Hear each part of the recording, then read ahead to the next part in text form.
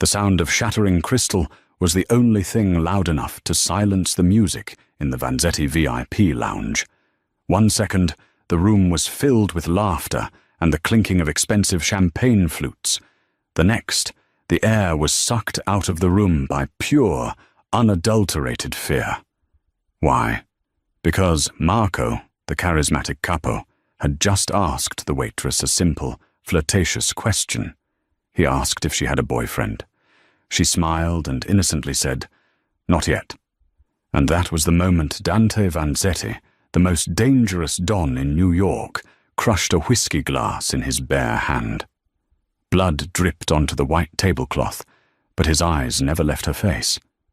That was the moment everyone knew. The waitress belonged to the devil. Olivia resented the high heels she was forced to wear at the Onyx, Manhattan's most exclusive underground supper club. Her feet throbbed as she balanced a tray of crystal tumblers, weaving through the dim, smoky room. At 23, Olivia wasn't looking for trouble. She was looking for tuition money. She was 2 semesters away from her law degree, and her father's gambling debts were the anchor, dragging her drowning body down. The Onyx was owned by businessmen. Everyone knew what that meant, but the tips were good enough to make you look the other way. Tonight, however, the atmosphere was different. The air felt heavy, charged with static electricity. The Vanzetti family was in the house. Olivia had seen them before, but usually from a distance. Tonight, the manager, a sweating, nervous man named Mr. Henderson, grabbed her by the arm. "Olivia, table 1, the circular booth. You are the only one serving them tonight. Do not speak unless spoken to. Keep the glasses full. And for the love of God, do not spill anything." Olivia nodded, smoothing her black dress. She approached table 1. There were 5 men, all in tailored Italian suits that cost more than her father's house. In the center sat Dante Vanzetti. He was terrifyingly handsome, in a way that made your stomach drop. He had dark hair swept back, a sharp jawline covered in a shadow of stubble, and eyes the color of cold steel. He wasn't speaking. He was just watching the room with the lethargy of a predator that knows it has no natural enemies. To his right sat Marco, his capo and second-in-command. Marco was the opposite, loud, laughing, swirling a glass of scotch. He was handsome, too, but in a reckless, boyish way. "Gentlemen," Olivia said, her voice steady despite her racing heart. "Your drinks." She placed the glasses down with practiced precision. As she set a heavy tumbler of amber liquid in front of Marco, he caught her wrist. It wasn't aggressive, just firm enough to stop her. "Whoa, slow down, sweetheart." Marco grinned, his eyes raking over her. "We haven't seen you back here before. What's your name?" "Olivia," she replied, pulling her wrist back gently. "Olivia." Marco rolled the name on his tongue. "Beautiful name for a beautiful girl. You work too hard, Olivia. You look tired." "I'm fine, sir," she said, turning to leave. Wait, Marco laughed, leaning back and winking at the other men at the table. "I'm looking for a +1 for my sister's wedding next weekend. You seem perfect. Tell me, Olivia, do you have a boyfriend?" The table went quiet. It was a standard pickup line, the kind waitresses heard 10 times a night. Usually, Olivia would lie and say yes to get them to back off. But tonight, she was exhausted. Her father had called her begging for money an hour ago. She felt a spark of rebellion. She looked Marco in the eye and gave a small, coy smile. Not yet. It was a harmless joke, a way to deflect. Crack! The sound was like a gunshot. Olivia jumped, gasping. Dante Vanzetti had been holding a heavy crystal rocks glass. His hand had tightened around it with such immense pressure that the thick glass had shattered in his grip. Shards of crystal and ice exploded onto the pristine white tablecloth. Dark amber whiskey mixed with bright red blood pooling around Dante's clenched fist. The silence was instantaneous. The music seemed to stop. The other 3 men at the table went pale, staring at their boss. Marco's smile vanished instantly, his face draining of color. "Boss?" Marco whispered. Dante didn't look at his hand. He didn't look at the blood dripping from his palm onto his expensive trousers. His cold steel eyes were locked dead onto Olivia. The intensity of his stare felt physical, like a weight crushing her chest. He looked at her not with anger, but with a terrifying, possessive hunger. "Leave," Dante said. His voice was a low rumble, barely a whisper, but it carried more power than Marco's shouting ever could. Olivia stood frozen, trembling. I'll get a towel, sir. Your hand." "I said leave," Dante repeated, his voice dropping an octave. "Not you, Olivia. Them." He gestured with his non-injured hand to his own men. "Get out." Marco scrambled out of the booth, looking terrified. "Dante, I didn't know. I was just messing around." "Out!" Dante snapped.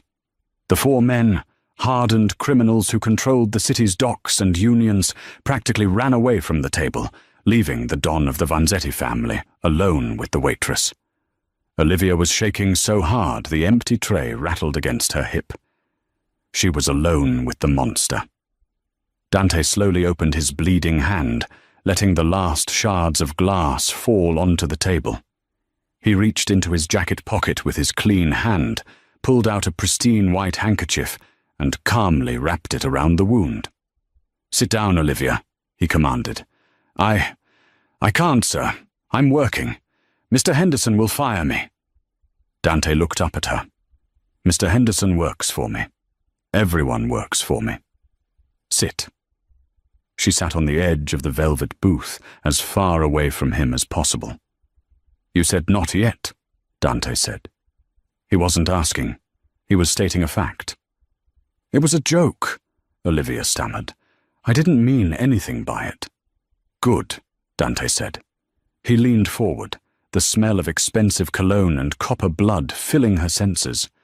"Because Marco is a child. He breaks things he touches." "And you?"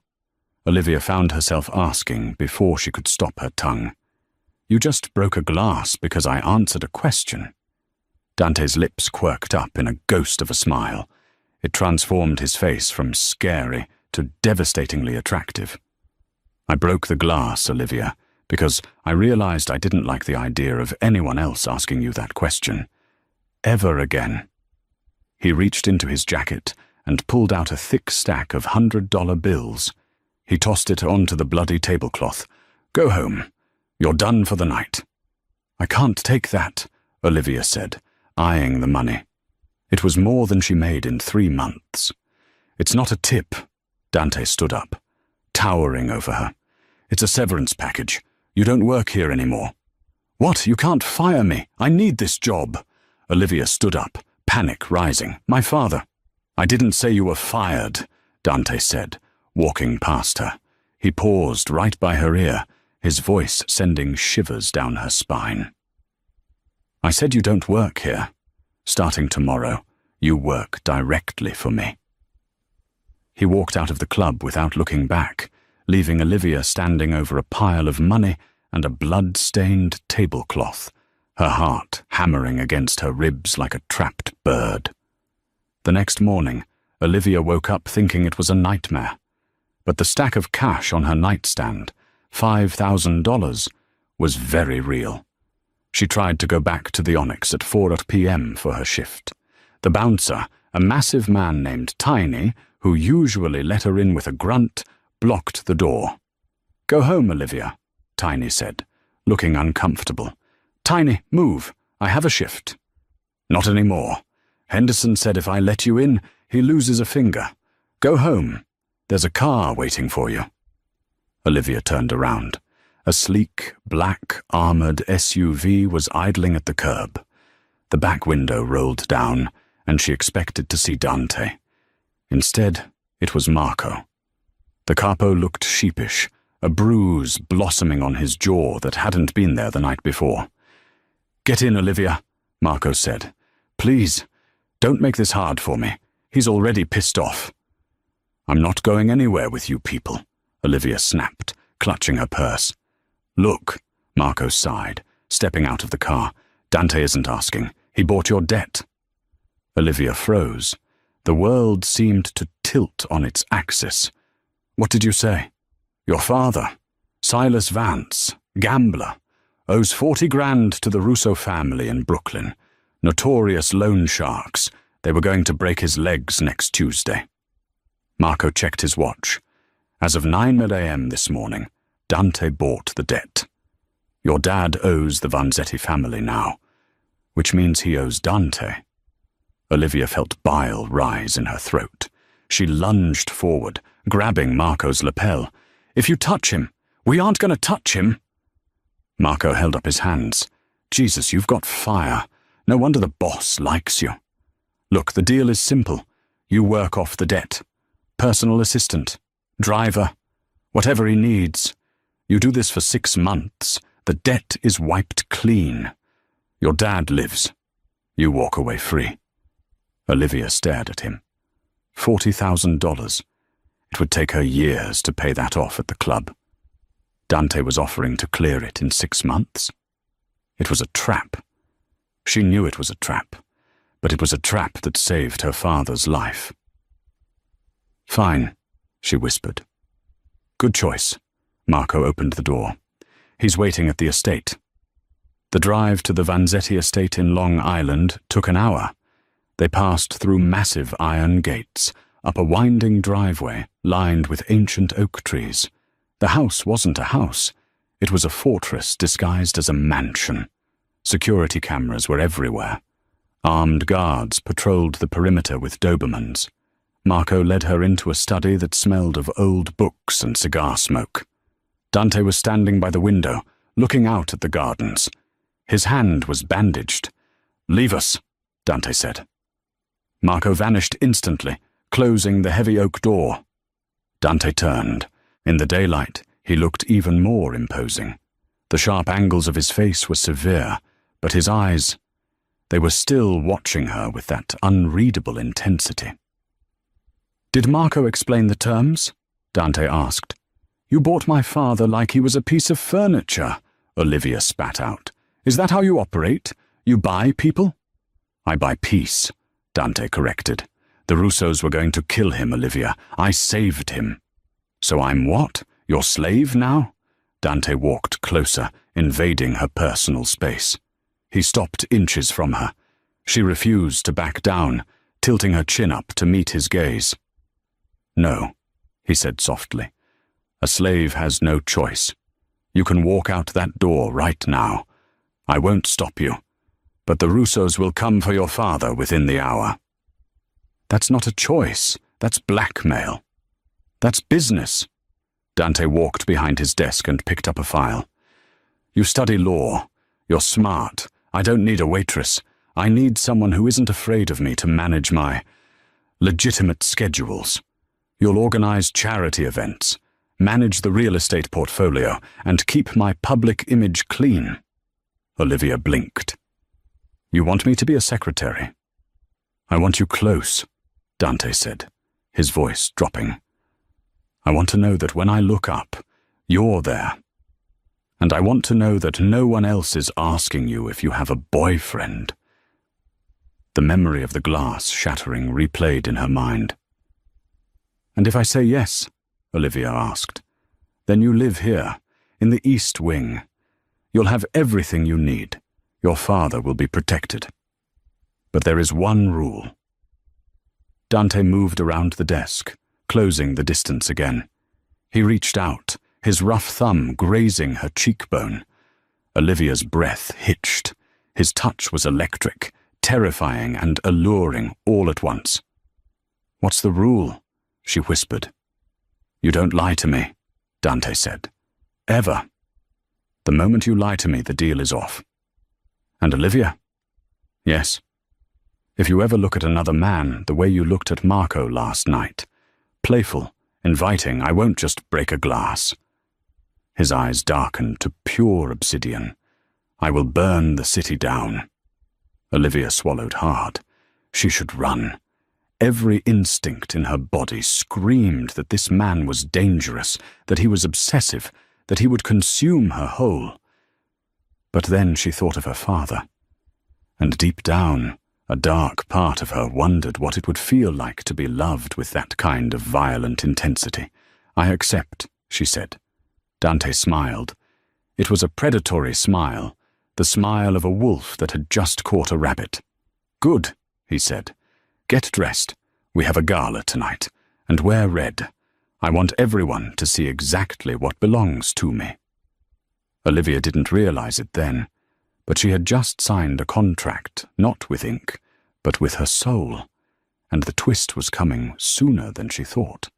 Because while Dante was protecting her from the Russos, he had forgotten about the one person who hated him enough to destroy everything he loved, his ex-fiancée, Sophia, who had just returned from Italy, and she wasn't happy about the new assistant living in the East Wing. The dress arrived in a matte black box tied with a silver ribbon. There was no note, just the dress. When Olivia pulled it out of the tissue paper, she gasped. It was blood-red silk, floor-length, with a slit that ran dangerously high up her thigh and a back that plunged low enough to be considered a sin in most churches. It wasn't just a dress. It was a flag. A warning. Olivia stared at herself in the floor-length mirror of the East Wing suite. The fabric clung to her curves like a second skin. She had applied dark crimson lipstick to match. She looked dangerous. She looked like she belonged in Dante Vanzetti's world. A knock at the door made her jump. "Come in," she said, her voice shaking slightly. Dante entered. He was wearing a tuxedo that fit him so perfectly it looked like it had been sculpted onto his broad shoulders. He stopped dead in the doorway, his eyes sweeping over her slowly, devouring her from the hem of the dress up to her exposed neck. The air in the room grew heavy. Dante didn't say a word. He walked over to her, standing behind her, his dark eyes meeting hers in the reflection of the mirror. "Do you know why I chose red?" he asked, his voice a low rumble near her ear. "Because it's your favorite color," Olivia guessed, her pulse racing as his hand hovered over her bare waist, not quite touching her. "No," Dante said, "because red is the color of warning. It tells every man in that room that if they touch you, they bleed." He placed his hand on her waist then, his grip firm, possessive. "You look breathtaking, Olivia. But remember the rule. Tonight you don't leave my side. Not for a second." The gala was held at the Pierre Hotel, a glittering affair of crystal chandeliers, orchestral music, and the heavy scent of old money. As they entered, the room didn't just quiet down, it froze. Dante Vanzetti was royalty here, and the woman on his arm, the unknown beauty in the blood-red dress, was instantly the subject of every whisper. Olivia felt the weight of 100 stares. She kept her chin high, gripping Dante's arm. "Breathe," Dante murmured. "They are sheep. We are the wolves." They moved through the crowd. Judges, senators, and CEOs nodded respectfully to Dante. He was charming, but cold. He introduced Olivia simply as Olivia, offering no last name, no explanation. It only fueled the mystery. Then the atmosphere shifted. A woman approached them. She was tall, with platinum blonde hair cut in a sharp bob, and a silver dress that looked like liquid mercury. Her eyes were blue ice, and they narrowed the moment they landed on Olivia. "Dante," the woman said, her voice smooth and sharp like a glass shard. "I didn't think you'd come, and I certainly didn't think you'd bring company." Dante's jaw tightened. "Sophia. It's been a long time. Sophia Colombo." Olivia knew the name. The Colombo family controlled the construction unions in New Jersey. Sophia was the ice queen of the family, and judging by the way she looked at Dante, with a mix of hatred and desire, she was the ex. Not long enough, Sophia smirked. She turned her gaze to Olivia, looking her up and down with open disdain. "And who is this? Another one of your flavor of the month waitresses? Or did you pick this one up off the street corner?" Olivia felt the insult like a slap. She opened her mouth to retort, but Dante's grip on her arm tightened painfully. "Careful, Sophia," Dante said, his voice dropping to that terrifyingly calm tone he had used at the club. "Disrespect her again, and I'll forget that our fathers were friends." Sophia laughed, a brittle sound. "Oh, please, don't tell me you're serious about her. She smells like desperation and cheap perfume." "She is my personal assistant," Dante said, "and she is under my protection." "Protection?" Sophia stepped closer, lowering her voice so only they could hear. "Does she know, Dante? Does she know what happened to the last girl you protected? Does she know about Isabella?"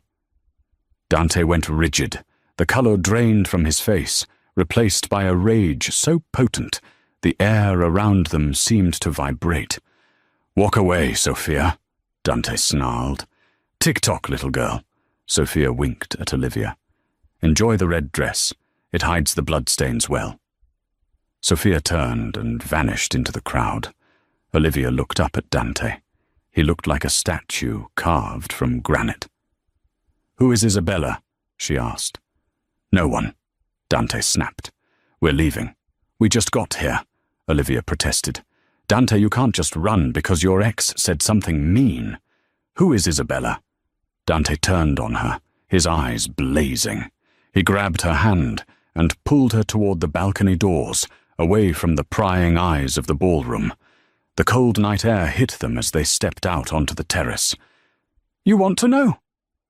Dante cornered her against the stone railing, the New York skyline glittering behind him.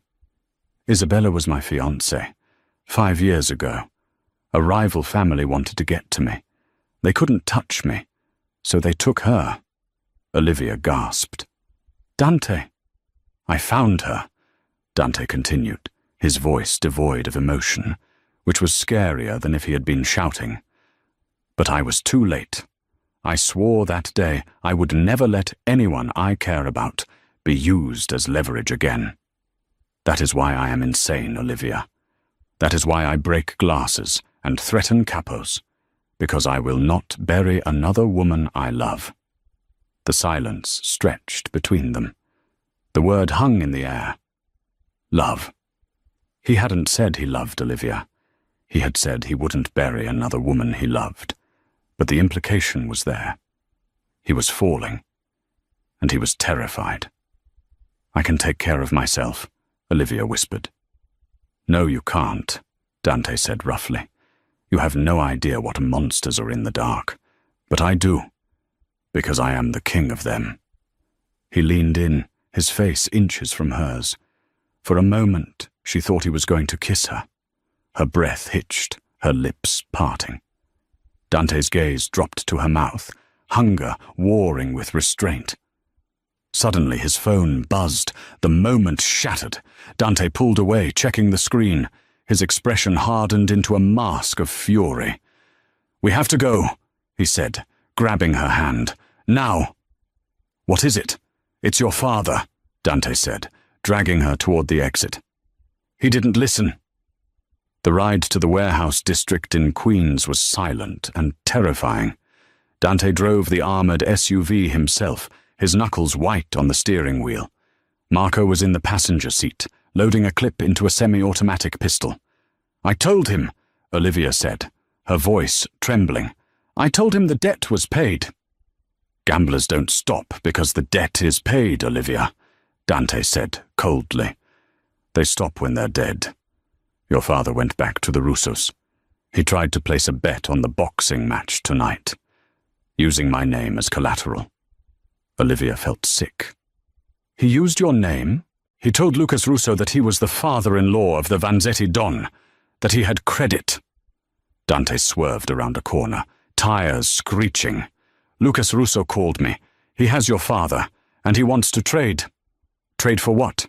Territory, Marco answered from the front seat. The docks.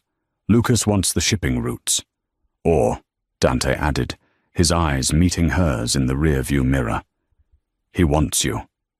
Olivia's blood ran cold. They pulled up to an abandoned meatpacking plant. 3 black SUVs were already there. A dozen men stood guard, holding assault rifles. Stay in the car, Dante ordered. Lock the doors. If I don't come back in 10 minutes, Marco has orders to drive you to the airfield and put you on a plane to Sicily. I'm not leaving you, Olivia said. This isn't a debate, Dante roared. It was the first time he had truly yelled at her. Lock the doors. He slammed the door and marched toward the warehouse, flanked by Marco and 4 other Vanzetti soldiers. Olivia watched them go, her heart hammering against her ribs. She saw Dante walk right up to the entrance. He didn't look scared. He looked bored. He looked like the Grim Reaper, checking his schedule. Inside the warehouse, the smell of rusted iron and old blood hung in the air. Silas Vance, Olivia's father, was tied to a chair in the center of the room. He was beaten, his face swollen, crying. Lucas Russo, a short, stocky man with a scar running down his cheek, stood over him, holding a baseball bat. Dante! Lucas grinned, spreading his arms. So nice of you to join the family reunion. Let him go, Lucas, Dante said, stopping 10 feet away. He's a nobody, a leech. He's your girl's daddy, Lucas laughed.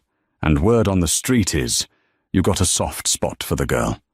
That's dangerous, Dante. Emotions make you weak. Remember Isabella? Dante didn't flinch. I'm giving you one chance, Lucas. Release him, walk away, and I let you keep your kneecaps. I want the docks, Lucas spat. Sign over the shipping lanes and you get the old man. No, Dante said. Then he dies. Lucas raised the bat. Wait! The shout came from the entrance. Dante spun around. Olivia was standing there. She had defied him. She had gotten out of the car. Olivia, get out! Dante shouted, real fear cracking his voice. Let him go, Olivia said, walking forward, her red dress trailing on the dirty concrete floor. She looked like a queen walking through a slaughterhouse.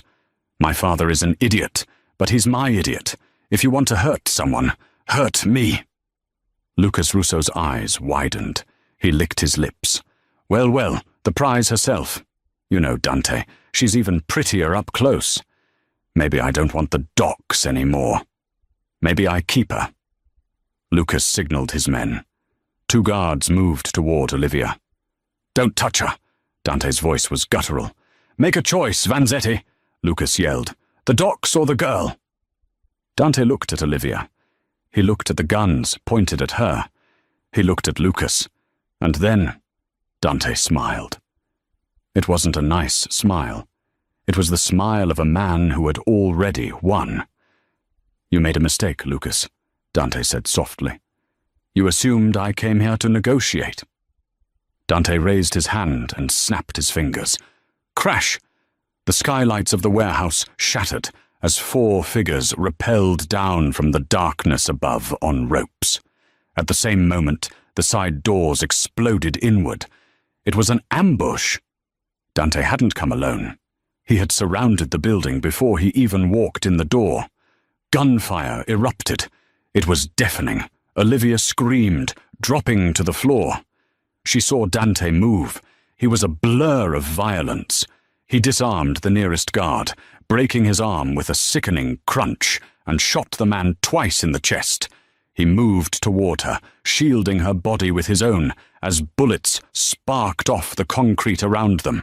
I told you to stay in the car, Dante shouted over the noise, firing his gun over her shoulder with deadly precision. I couldn't let you die, she screamed back. Dante grabbed her by the waist and dragged her behind a stack of crates. Marco was there, untying her father. Get them out, Dante ordered Marco. Take the back exit. What about you? Marco asked. I have to finish this, Dante said, looking across the room where Lucas Russo was trying to crawl away. Dante stood up and walked into the open fire. He didn't run. He stalked. He shot 2 more of Russo's men without breaking stride. He reached Lucas, who was scrambling for his dropped gun. Dante stepped on Lucas's hand, crushing it. Lucas screamed. Dante stood over him, the smoking gun at his side. "You mentioned Isabella," Dante said calmly. "Dante, please," Lucas begged. "You shouldn't have done that, and you really shouldn't have looked at Olivia." Bang! The warehouse went silent. Dante turned around.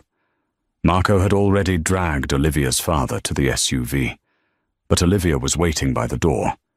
She had seen it all. She had seen him execute a man in cold blood. Dante walked toward her. He was splattered with blood, not his own. He expected her to run. He expected her to scream. He expected the fear he saw in everyone else's eyes. Instead, Olivia ran to him. She threw her arms around his neck, burying her face in his blood-soaked shirt. She was shaking, but she was holding him tight. "You're hurt," she sobbed, touching a graze on his cheek. Dante froze. She wasn't afraid of him. She was afraid for him. Something inside his chest, something that had been frozen since Isabella died, cracked open. He wrapped his arms around her, lifting her off her feet, burying his face in her hair. The scent of her vanilla perfume mixed with the copper tang of blood. "I've got you," he whispered fiercely into her hair. "I've got you. Nobody touches you. Nobody." He carried her out of the warehouse, past the bodies, past the wreckage. But as they drove away, leaving the burning warehouse behind them, Dante knew this wasn't over. Lucas Russo was just a pawn. Sofia Colombo was just a distraction. The real threat was someone they hadn't seen coming, someone who had been watching from the shadows of the warehouse, unseen by Dante's men. A man who had just recorded the entire execution on his phone, the district attorney. And he didn't want money. He wanted to bring the Vanzetti empire crumbling down, and he had just found Dante's only weakness: Olivia. The 3 days following the warehouse slaughter were a blur of hushed tones and high security. Dante had moved Olivia permanently into his master suite. It wasn't a request. He stated simply that he couldn't sleep unless she was within arm's reach. Olivia didn't argue. The image of Dante walking into gunfire for her had seared itself onto her soul. She had seen the monster, yes, but she had also seen the man who would burn the world down to keep a single hair on her head from being harmed. They were sitting on the massive balcony of his bedroom, overlooking the sprawling grounds. It was 6 p.m. The sun was just bleeding over the horizon. Dante was nursing black coffee. Olivia was wrapped in one of his silk robes, watching him. "You haven't slept," she whispered, reaching out to touch the tense muscle of his forearm. Dante covered her hand with his. His touch was gentle, a stark contrast to the violence he was capable of. "I sleep when I know you're safe. Lucas Russo is gone, but the rats are scurrying. Someone knew we were going to that warehouse, Olivia. Someone outside the family." "Marco?" she asked. "Marco is a fool sometimes, but he would die before he betrayed me. No, this smells different." He turned to face her, his eyes intense in the morning light. "Olivia, that first night when Marco asked you if you had someone." She blushed. "Yes." "You said, 'Not yet.'" Dante squeezed her hand. "If he asked you now, what would you say?" Olivia's heart hammered. This was it, the declaration. "I would tell him to ask the man holding the gun who just saved my life," she said softly. Dante pulled her closer, his lips brushing against her temple. "Good answer. Because you are mine, Olivia. Make no mistake, I have killed for you, and I will do it again." It was a promise that was both romantic and terrifying. Before she could respond, the morning silence was shattered. Sirens. Dozens of them. Dante was on his feet instantly, pulling Olivia behind him. Blue and red lights washed over the estate walls. The front gates were smashed open by an armored tactical vehicle. "FBI, open up!" The amplified voice boomed across the lawn. "Dante, what's happening?" Olivia grasped his arm. "Stay here," Dante commanded, his face turning to stone. "Do not leave this room." He went downstairs to meet them. Olivia watched from the balcony as 50 agents in windbreakers swarmed the property. Leading them was a man in an expensive charcoal suit. He didn't look like a cop. He looked like a shark in human skin. This was Sterling Thorne, the district attorney of New York. He had built his career on promising to take down the 5 families, and the Vanzettis were his white whale. Dante met him in the foyer. Marco and half a dozen guards were already there, hands on their weapons. "Get your dogs to stand down, Vanzetti," Thorne sneered, flashing a warrant, "unless you want a bloodbath in your nice Italian marble hallway." Dante signaled with a twitch of his head. His men stepped back. "To what do I owe the pleasure, Sterling, running for mayor early?" "I'm here for the truth, Dante." Thorne walked past him into the grand living room, acting like he owned the place. He pulled out his smartphone. "You've been sloppy. Love does that to a man. Makes him reckless." Thorne tapped the screen and held the phone up. Dante's blood froze. It was a video. Grainy, dark, shot from a high angle in a warehouse. It showed Dante stepping on Lucas Russo's hand. It clearly showed him pulling the trigger. The execution. "Federal RICO charges," Thorne said gleefully, pocketing the phone. "Murder in aid of racketeering, conspiracy, kidnapping. I have enough here to bury you under the jail for 3 lifetimes, Dante." Dante didn't move. His mind was racing. The angle of the video. It was taken from the catwalks above. Someone had been there before he arrived. "You have a movie," Dante said coldly. "You don't have a witness." "Oh, but I do," Thorne smiled. "I have the man who took the video. He's in protective custody, singing like a canary." "Who?" Dante demanded. "Does it matter? It's over, Vanzetti. I'm taking you in."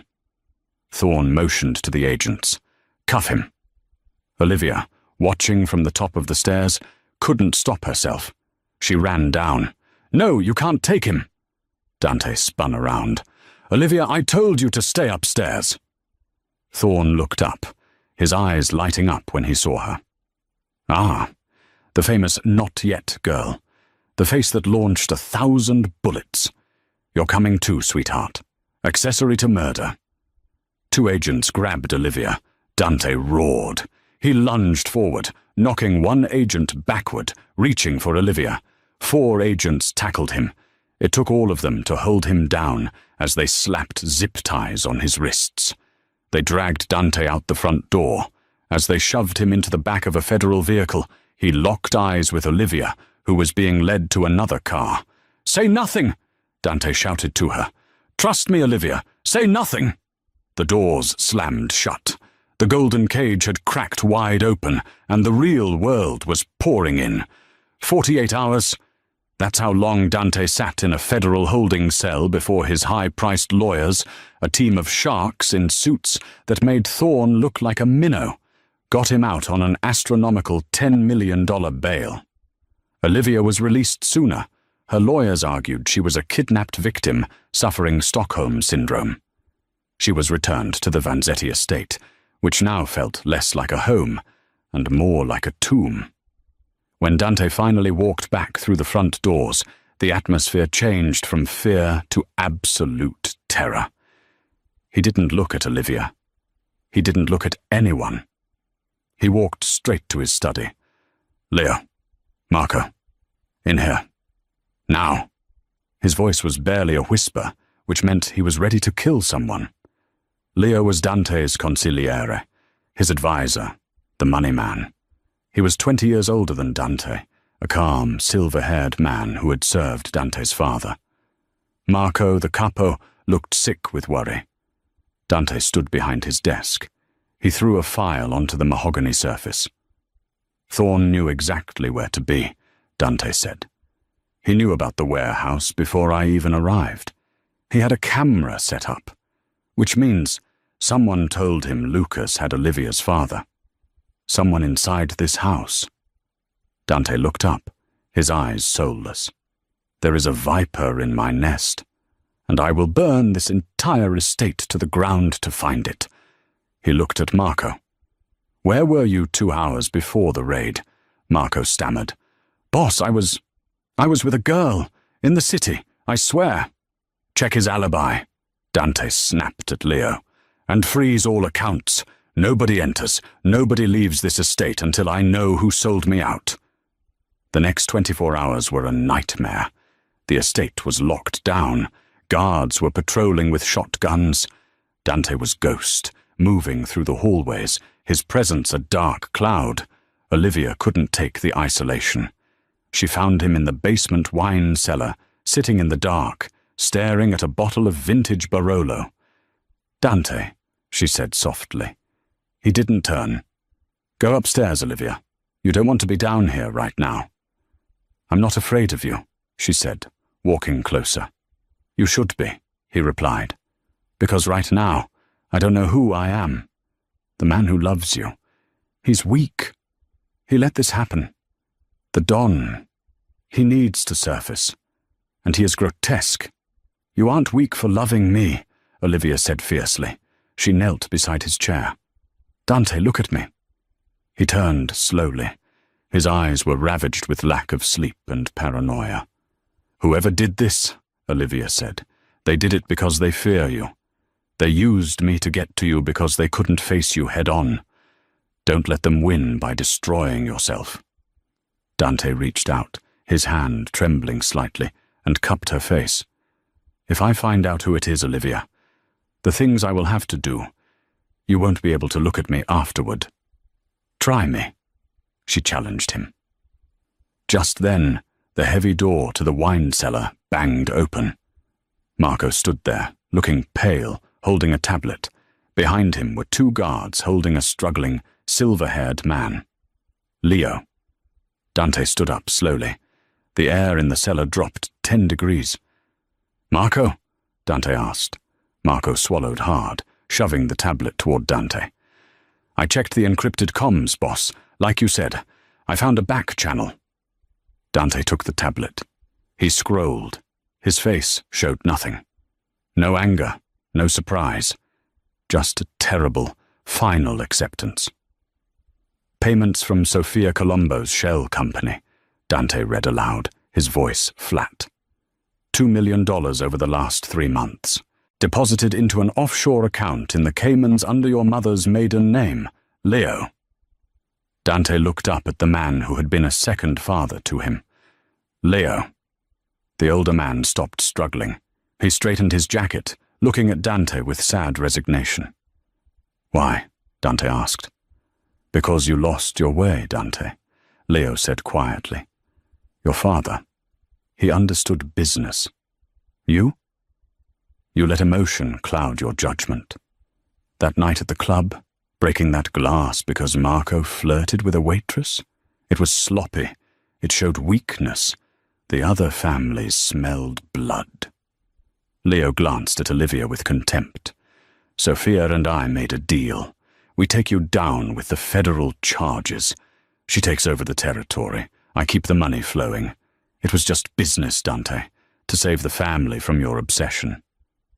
You sold me to Thorne. You told him about the warehouse.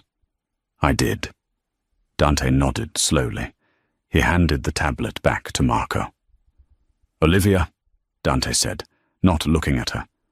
Leave the room. Olivia looked at Leo, the man who had smiled at her just yesterday at breakfast.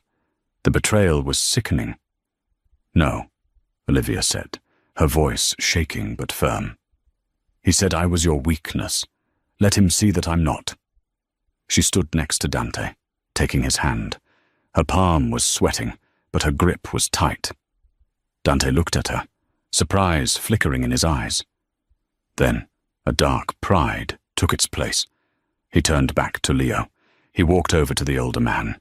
He didn't shout. He didn't rage.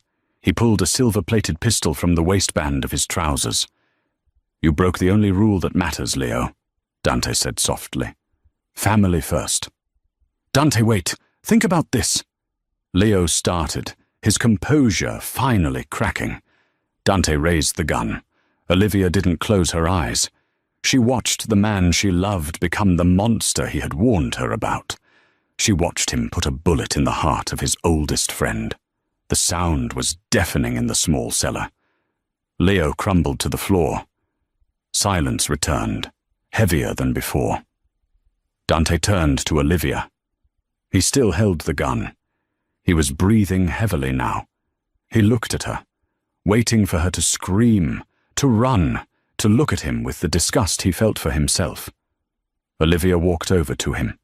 She gently took the gun from his hand and placed it on a wine barrel. She took his hands, the hands that had just killed, in her own. "Is it done?" she asked. Dante stared at her, stunned by her steel. "Yes. The internal threat is gone." "Good," Olivia said. "Now, let's deal with the district attorney." The funeral for Leo was a quiet, closed casket affair. The official story was a heart attack. In the Mafia, the truth is a luxury few can afford. Dante was changed. The manic, possessive energy that had defined him since meeting Olivia had cooled into a terrifying, razor-sharp focus. He wasn't just a man in love anymore. He was a don who had cleaned his house with blood and was ready to war with the world. And Olivia? She had stopped trembling. 2 days after Leo's death, the morning of Dante's preliminary hearing, they stood in the foyer of the estate. Dante adjusted his silk tie in the mirror. He looked impeccable, untouchable. Olivia descended the grand staircase. She wasn't wearing red today. She wore a tailored black power suit that cost more than her father's car, her hair pulled back in a severe, elegant bun. She looked every inch the Mafia queen. "Are you ready?" Dante asked, offering her his arm. "To watch you burn them down." Olivia took his arm, her grip firm. "Absolutely." They didn't go to the courthouse.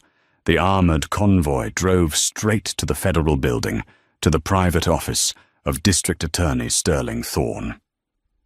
Thorne was waiting, sitting behind his desk, with the arrogance of a man holding a royal flush. The video of the execution was paused on a large monitor on his wall. "Dante," Thorne smirked, leaning back.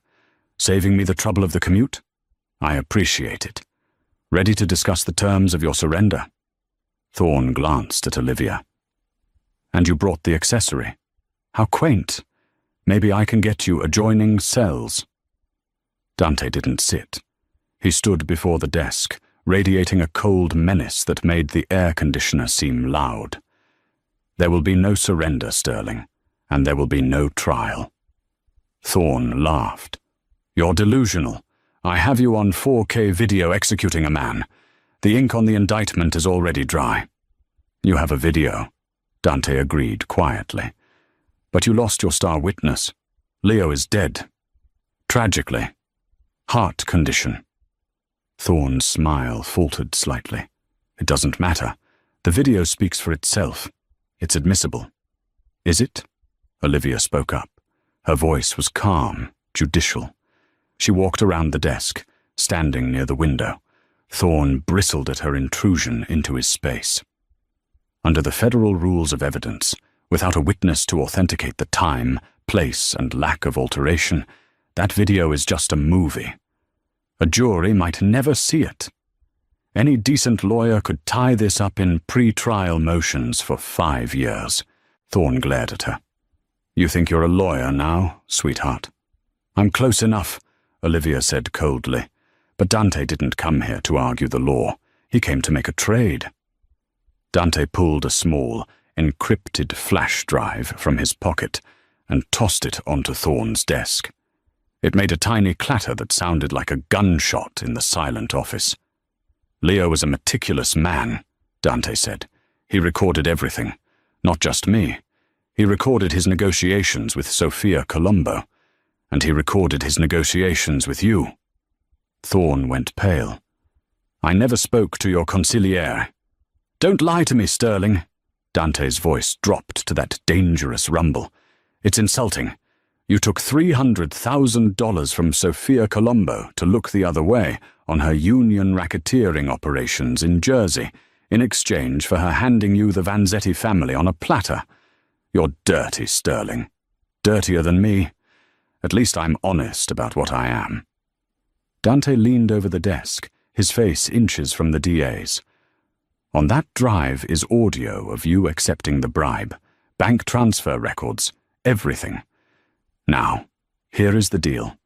You are going to announce that upon further review, the evidence against me in the Russo matter is circumstantial and insufficient. You will drop all charges with prejudice. Today. If I do that, my career is over, Thorne whispered, sweating profusely. The press will eat me alive.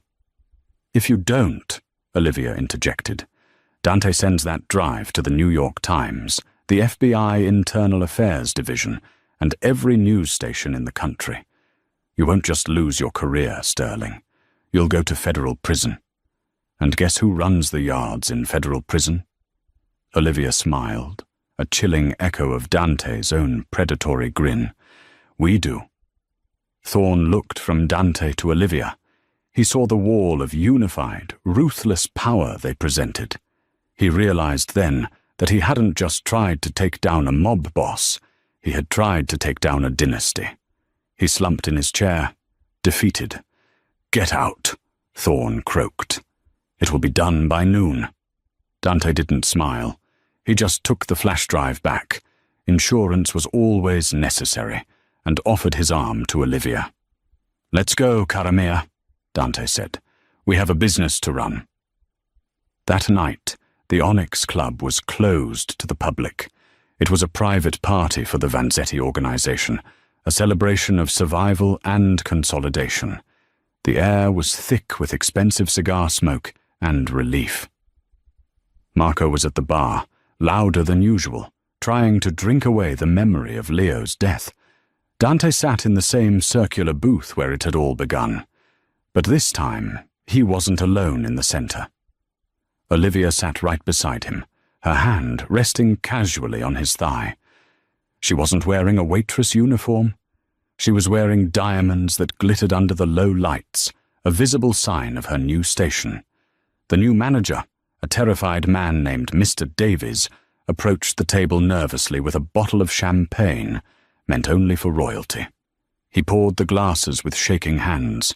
He finished pouring and started to back away, terrified of making eye contact with the Don. Wait, Dante said. Mr. Davies froze.